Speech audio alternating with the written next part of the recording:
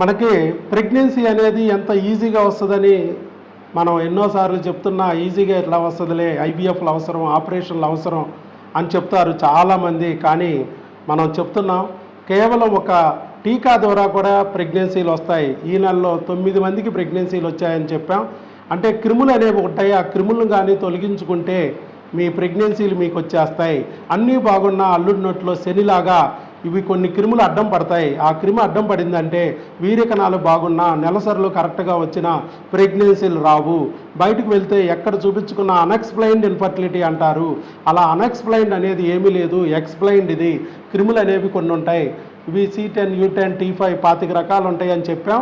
వాటికి సంబంధించి మందులు ఇస్తే ప్రెగ్నెన్సీలు వచ్చేస్తున్నాయి. కొంతమందికి అయితే కేవలం టీకాతోనే ప్రెగ్నెన్సీ వస్తాయి. అలా వచ్చిన వాళ్ళల్లో ఈరోజు మనకి సౌందర్య గారు ఒకరు, వారికి కూడా ప్రెగ్నెన్సీ వచ్చేసింది. జస్ట్ ఒక్క టీకా ఇంజెక్షన్తో. భర్త భార్య వచ్చారు, క్రిముల గురించి టెస్ట్ చేయించుకున్నారు, క్రిములు ఉన్నాయని గుర్తించాం, దానికి సంబంధించిన ఒక టీకా వేసాం, వ్యాక్సిన్ వేసాం, ఆటోమేటిక్గా ప్రెగ్నెన్సీ ఇమ్మీడియట్గా వచ్చేసింది.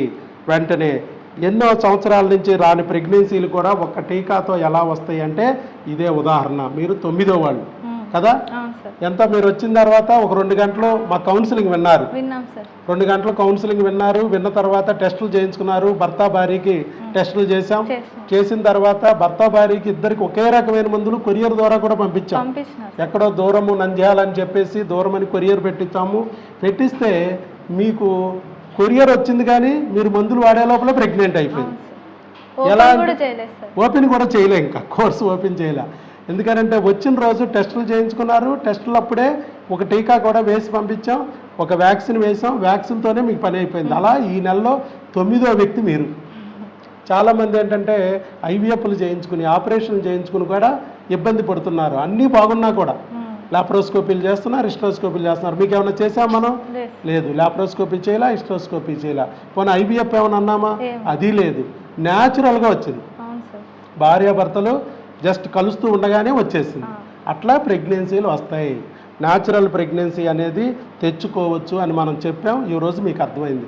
ప్రెగ్నెన్సీ తెచ్చుకోవడానికి కావాల్సింది ఆపరేషన్లు కాదు, ఐవీఎఫ్లు కాదు.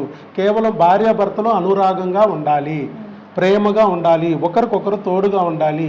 అలా తోడుగా ఉంటే ప్రెగ్నెన్సీ కన్ఫామ్ అయిపోద్ది అని చెప్పాం. అదే ఈరోజు నిరూపణ అయింది కదా.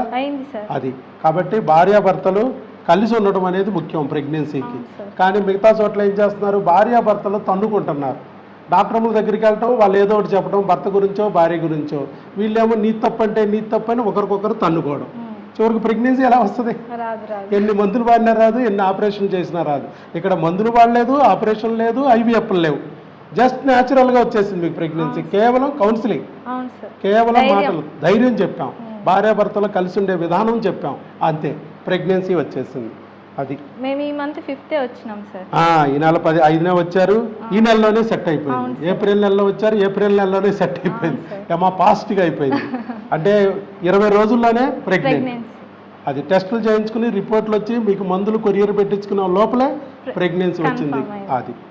అదే విషయం. ఏది ఏమైనమ్మా, ఇట్లా చాలామందికి ప్రెగ్నెన్సీలు వస్తాయి, నమ్మలేకపోతున్నారు చాలామంది.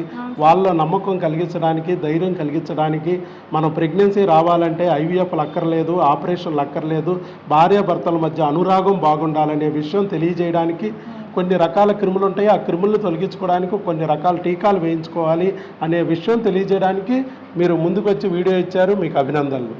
Thank you very much. Right, God bless you. Thank you sir. All the best. శీఘ్రమేవ సుపుత్ర సుపుత్రిక ప్రాప్తిరస్తు.